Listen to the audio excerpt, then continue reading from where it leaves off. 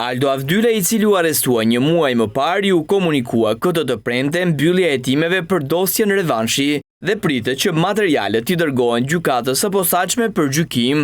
Për të pandeurit e tjerë Emiliano Shullazi, Astrid Avdyla, Leonard Duka dhe Gjergji Cukali, dosja kaloi për gjykim që në muajin korrik, por për Aldo Avdylajn, për shkak të arrestimit të mëvonshëm, gjykimi do të bëhet i veçuar nga të tjerët. SPAK zbuloi përmes hetimeve edhe ekspozimin e Aldo Avdylajt në një tjetër vrasje, atë të Edmir Bregut, në 21 janar 2021 në Durrës. Pas disa kohësh në arati, Aldo Avdylaj u arrestua në zonën e liçenit të Thatë në Tiranë, në një apartament të marrë me qira.